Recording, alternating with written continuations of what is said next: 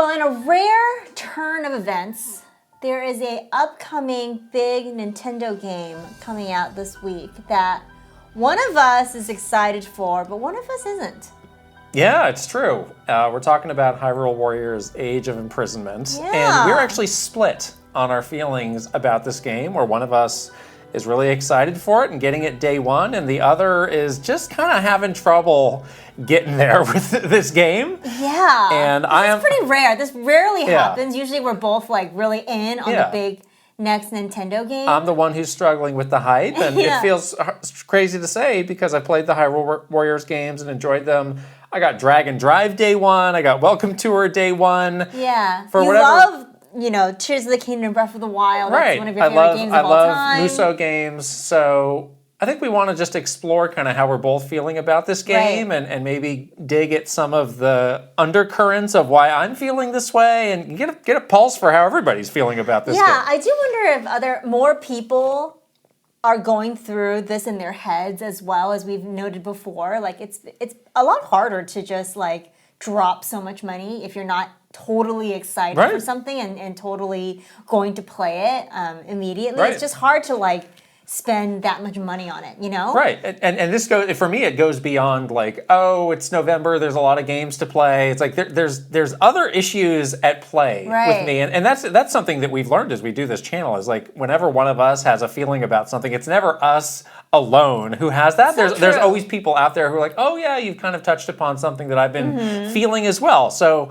it's good to get it out into the world so we can have this conversation. Exactly. So I am pretty excited for this game. I've been excited day one. I was sort of in with the previous iteration of this, which is Age of Calamity. And that was a game that really took me by surprise. I usually don't play these types of games. I was not, the die-hard Dynasty Warriors fan that you were. I was really playing it because I like Zelda, and I wanted to do more like Breath of the Wild, Zelda things. That was really the only reason why I even picked up Age of Calamity. But the game surprised me in the way that, it told a much deeper story. It was able to give you more background into the different characters in the Zelda universe. So I actually was pleasantly surprised by that. And so that's what my expectations are for Age of Imprisonment.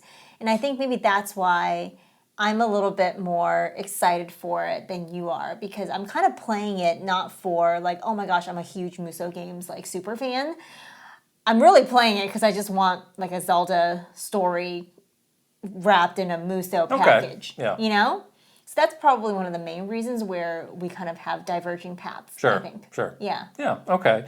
Yeah, I know a lot of people do appreciate these games for the story, and I know people were not always thrilled with the way that the story was delivered in Tears of the Kingdom. I know you famously talk about how Link was just this expressionless character having these flashbacks as these, crazy things continued to happen, and it would cut back to him just completely stone-faced. So, that will be an interesting thing to see, kind of how it works.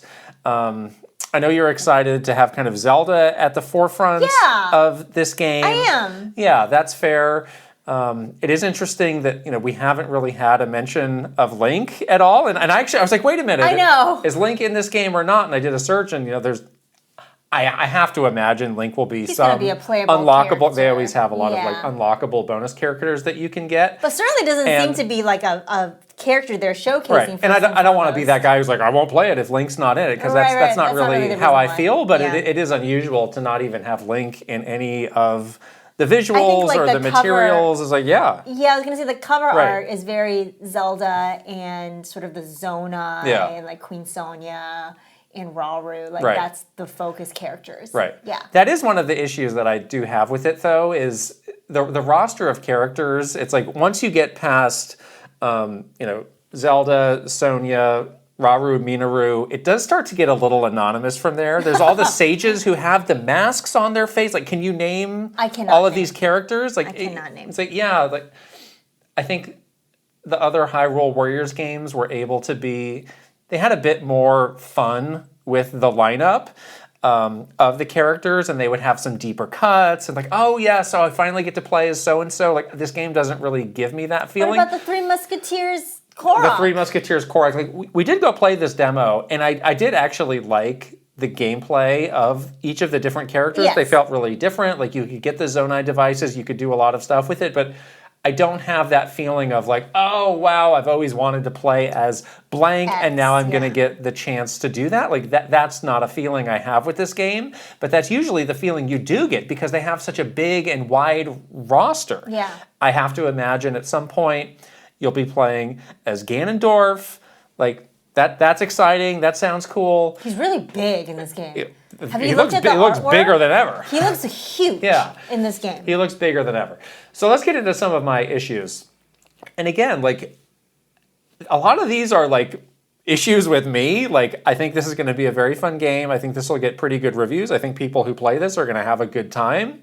But it kind of comes down to like the way that I'm feeling about it.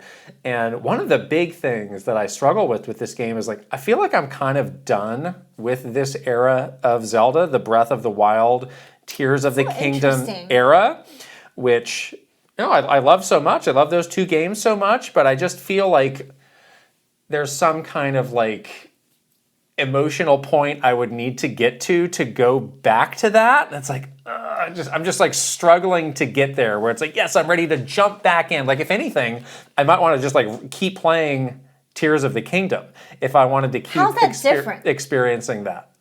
How's what different? Playing Tears of the Kingdom if you were done with the world of... Well, that's also not something I'm doing. Oh, okay. So I'm saying if I were to like, oh, I want to get back into it, I would probably just keep picking up where I left off in Tears of the Kingdom versus playing this. Like, why do you think this I just had a sense of closure with it, where it's like, all right, we're good, and you know, the next time I experience a big Zelda game, it's going to be something different. And I've realized that's going to be a long ways from now. But I mean, we've been in this era of Zelda since 2016. Well, the game came out in 2017, but we've been hearing about that game for like a decade. You know, Breath of the Wild, that style of Zelda game has been the thing for Zelda for over a decade now. And I think it would be a great game. I think it'd be fun. It's just like, it's just not something that I am eager to revisit at the moment. So you feel like after Tears of the Kingdom, you sort of mentally close the book a bit? Yeah, it's like, oh, this wraps up this era of Zelda with these characters as we've known them. Let's turn the page. And now it's like, well, now we're going to go back and we're going to revisit all these things. I'm just struggling to get the excitement up to do that right now. That's interesting. Yeah. Because Breath of the Wild is my favorite game of all time. Right.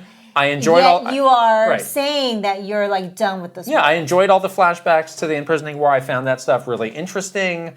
But right now, for some reason, I don't really want to be doing that right now. Okay. And I can't explain much more beyond that. I just like, I just don't feel like it. Yeah, I feel the opposite. I feel like the Tears of the Kingdom storyline really left me wanting more. Mm-hmm. They tell you about the Imprisoning War over and over again, but they never actually tell you about the Imprisoning War. Right. They just keep mentioning the Imprisoning. Do you remember the Imprisoning War? I'm like, I would love to remember. Tell me more. I would love to know how you did this. And they never really answered any of those questions, just kept repeating the line of, do you remember the Imprisoning War? And I'm like, yes, but actually no, because you never told me. Yeah. So could you please tell me in this game the actual story behind the Imprisoning War? I would love to know. Sure. So that's where like it's a little bit different for me, because I think the story was so lacking in Tears of the Kingdom. The world was wonderful and so much fun, and I loved the exploration, all that stuff. But the story itself was like quite... There's some big chunks missing out of that story. Yeah. That I'm feeling like they're going to fill in those gaps with Age of Imprisonment, and then I can finally be like, now I get it. Yeah. That all makes sense. No wonder this happened in Tears of the Kingdom. Cool.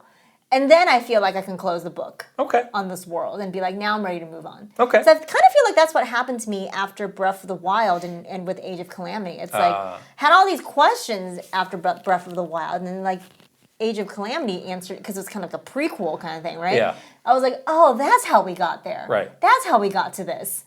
So that was kind of a cool, like, companion piece, Okay. I guess, for me. Yeah. But I see what you're saying. Like, it has been a very long era of Zelda of this style. Right. So if you're done, totally fair, and Right. and you can just be done. I think just after like the 10 years of that, it's just a lot to ask everybody. Like, let's get back into that again at the drop of a hat. It's like, Sure. maybe some people will and some people won't. Sure, totally the next thing that I've been feeling is just like I haven't loved the footage of the game that they have shown in the trailers and the gameplay so far. And even the demo that we played recently. Specifically because so much of it has taken place in the depths. Yeah. And the depths for me were like by far the least favorite thing for me in Tears of the Kingdom. Yeah, you did not I like could it not down get into that. As much as I could try, like I just never felt much motivation to do stuff there, to explore that, Right. because it was like, it's kind of a lot of, I don't want to say nothing, but certainly not as compelling as the stuff on the other two layers of the game. And it feels like the overwhelming majority of what we have seen has been these characters doing things in the depths. And I was really surprised when we went to go play the demo at the Best Buy, and that takes place in the depths, and it's just so It's very dark. in there. It's like, and we're on nice hardware now. We have such beautiful locations in this game, and it's like I'm stuck in this cave. It does make the light part of it look pretty cool. Yeah, the lighting was cool. Zelda's light weapons do look pretty in the depths. That contrast is nice. But no, I see what you're saying. Right. I agree with you. Like, I hate Play the Depths because I needed to 100% the map, obviously, and I forced myself to, but it wasn't like my favorite place to be. So I get it. That is probably just, the limit of what they were able to show with their marketing. I'm sure there's stuff that takes place.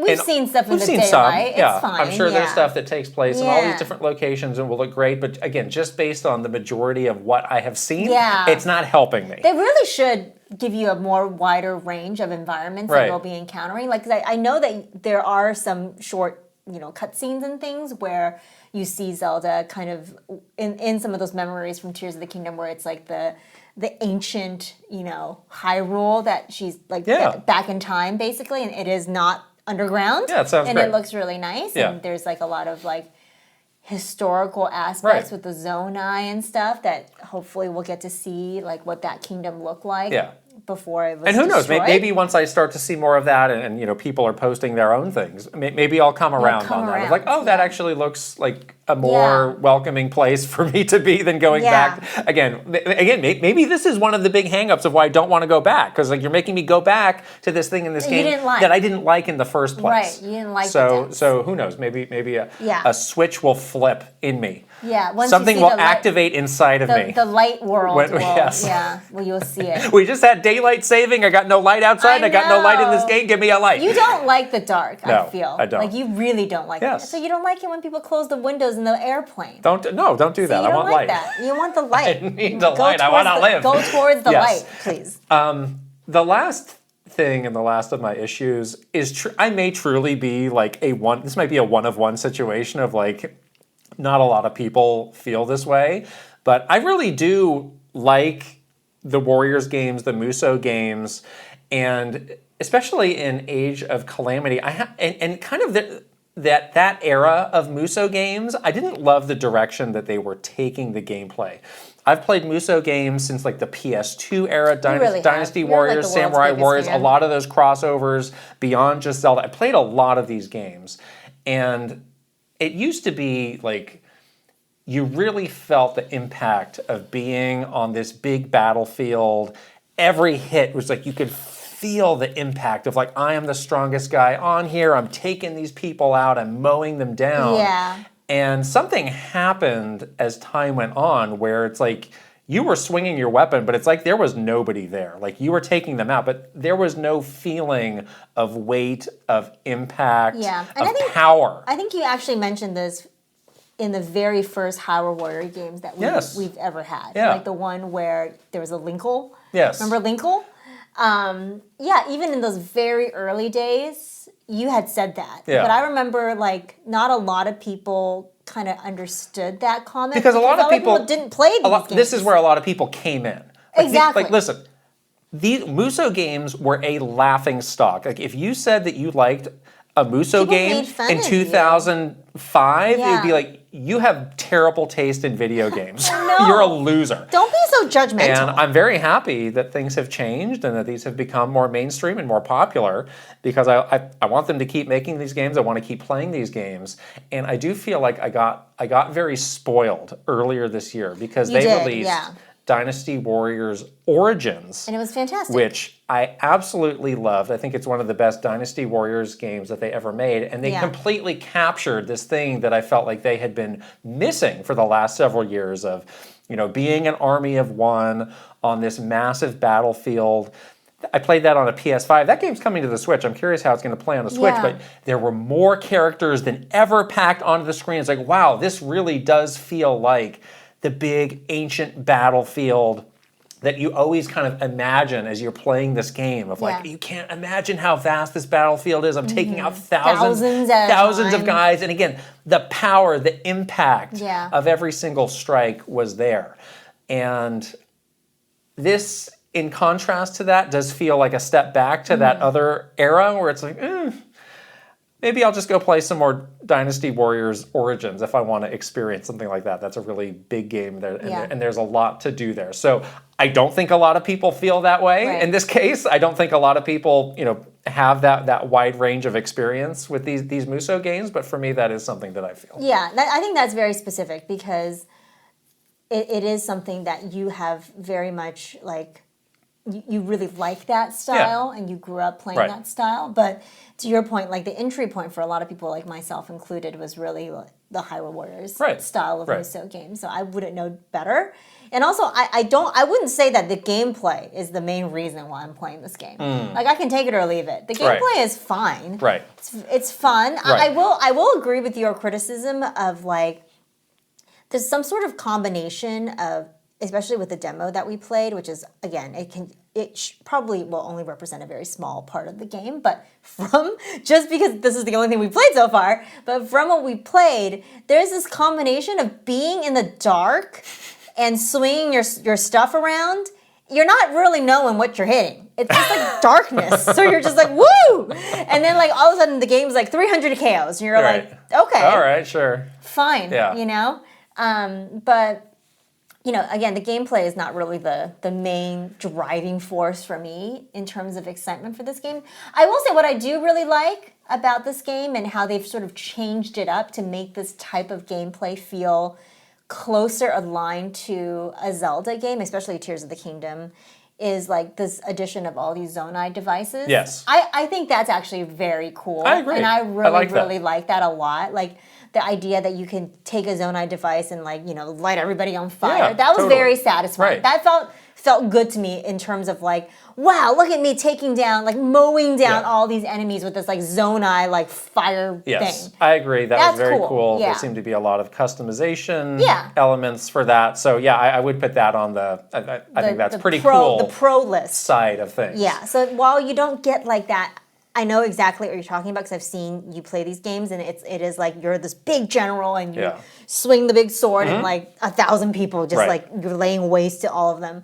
At least you do have this like other kind of style where it makes you feel like, yes, I can go up against this horde and be very successful, and it's very satisfying. So yeah. So those are my issues. Again, maybe you agree, maybe you don't, but some of these are very specific to me. I am definitely going to be keeping a close eye on the launch, and I know you're going to be playing. We're going to be back. We're going to be talking about your first impressions once the game is finally out. I'm very open to completely flip-flopping on this and be like, I was totally wrong. Like, I'm in on this game. I can't stop playing it, but that's just how I feel right now. Yeah. I'm going to be playing this game day one. Can't wait.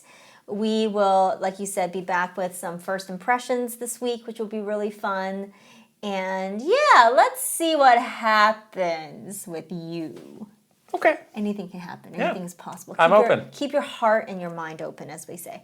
All right. Let us know in the comments if you are planning on picking up Hyrule Warriors Age of Imprisonment. Are you on the fence like Kit is, or are you like all in, you're ready to go, you want to learn about the Imprisoning War? Because we don't know about the Imprisoning War. All right. We're wrapping this up, and we'll see you guys later. Bye.